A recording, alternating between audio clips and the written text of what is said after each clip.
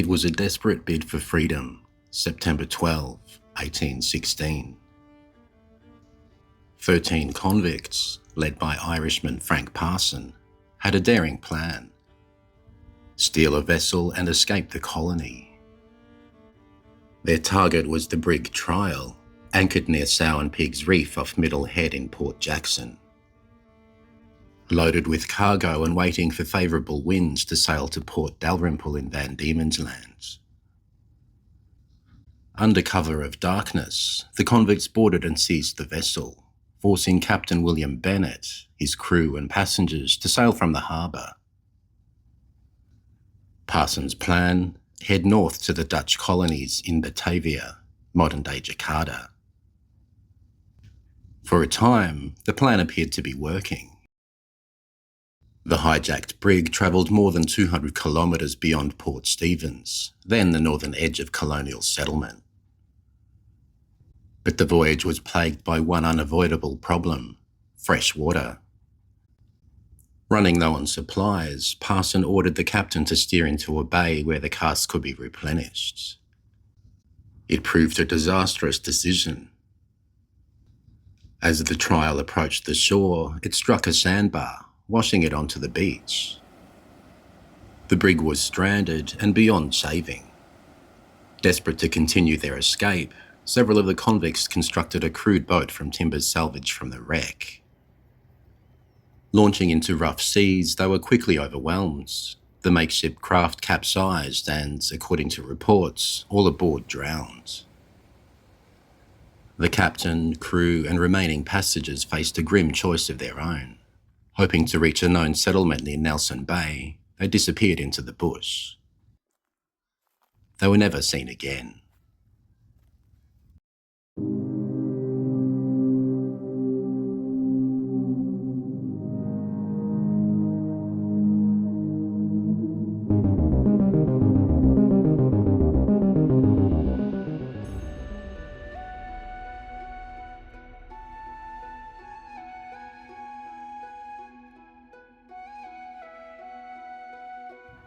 The wreck of the Trial gave its name to the bay, and over the following decades, Trial Bay became something of a sanctuary for ships travelling the increasingly busy coast between Sydney and Moreton Bay.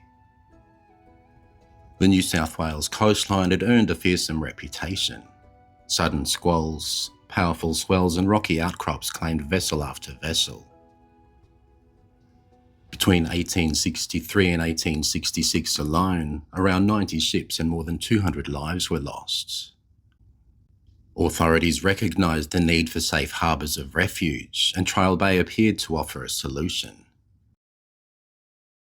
Plans were drawn up for a massive breakwater extending from Laggers Point, reaching 1.5 kilometres into the bay.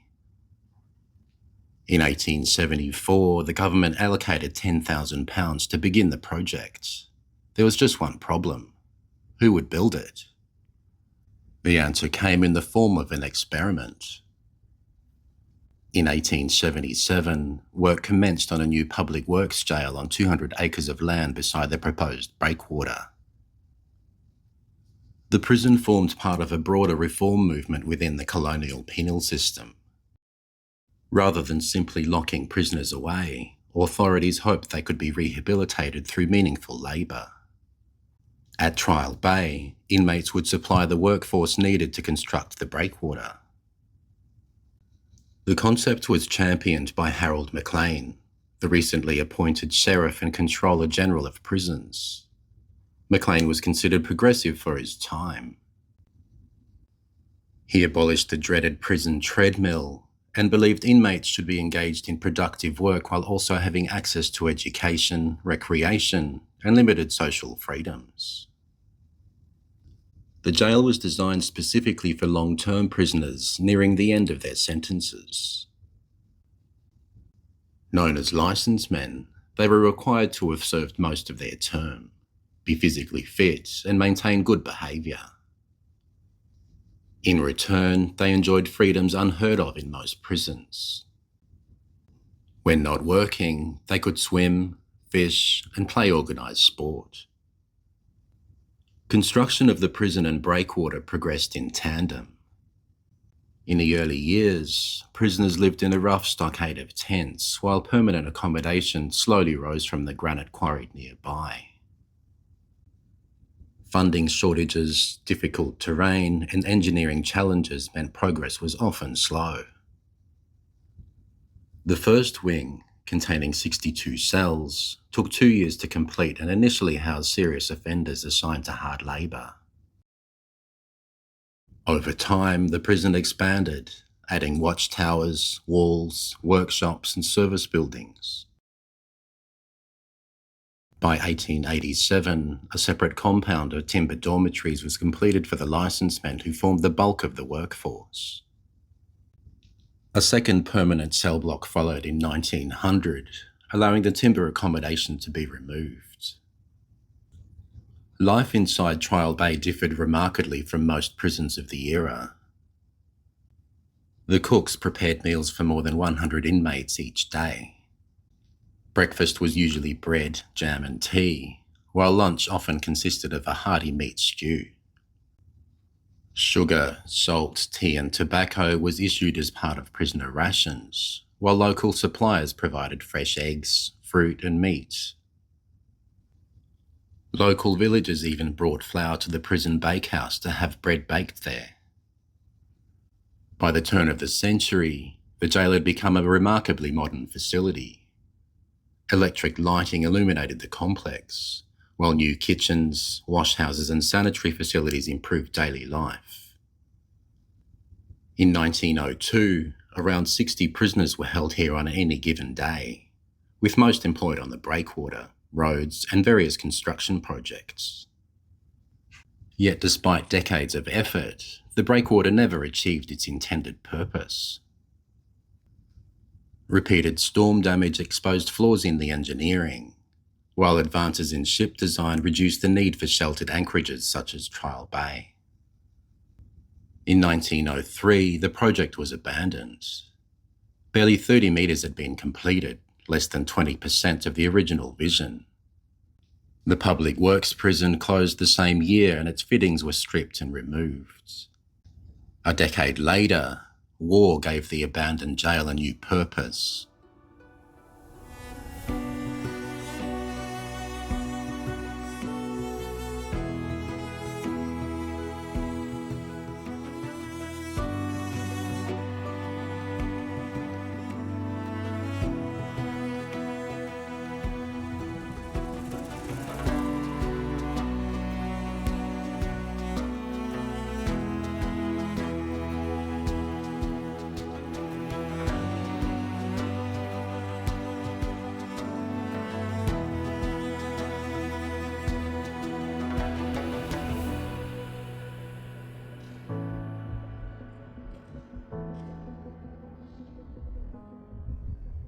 With the outbreak of World War II, fear and suspicion spread throughout the British Empire. People of German descent, including many who'd lived peacefully in Australia for years, were suddenly viewed as a threat. Thousands were interned across the country. At Trial Bay, authorities established a detention camp for around 500 German internees considered wealthier, educated or socially prominent. Among them were merchants, academics, doctors, naval officers and consular officials. Separated from family and friends, they were brought here in relative isolation from 1915 onwards. Despite their confinement, life at the camp wasn't especially harsh. Internees were allowed considerable freedom within a fenced-off section of the peninsula. They swam, fished, played tennis, attended concerts and pursued hobbies. Additional huts were constructed outside the prison walls, while recreational caves were excavated into the surrounding hillsides. Then came the rumours. In July 1917, authorities received reports that internees were secretly communicating with the German warship Wolf, which had been operating off the Australian coastline. At the time, German prisoners were constructing a stone monument on the hill above Laggers Point to honour 5 fellow internees who died during captivity.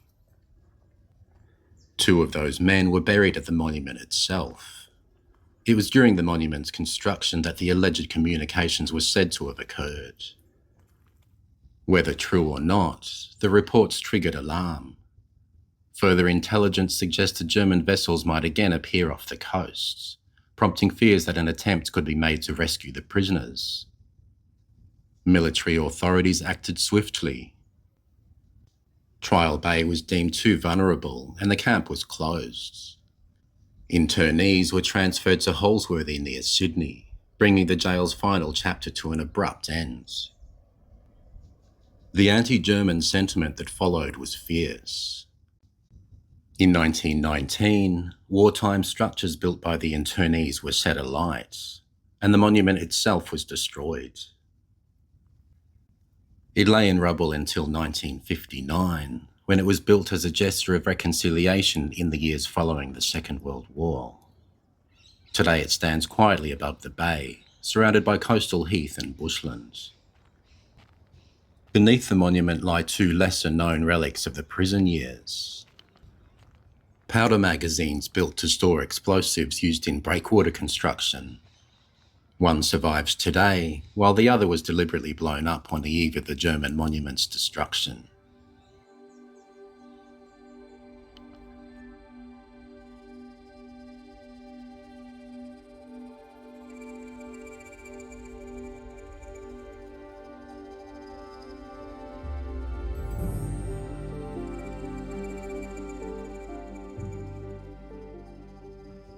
By 1918, the jail itself was being systematically dismantled. Anything of value was removed and sold. Staircases, doors, fittings and timber vanished piece by piece. The remaining outbuildings were auctioned later that year, and by 1922, even the roofs, gates and remaining fixtures had been stripped away. As the decades passed, the jail ruins became an attraction in their own right. Campers, holidaymakers and curious travellers were drawn to the imposing stone walls overlooking the sea.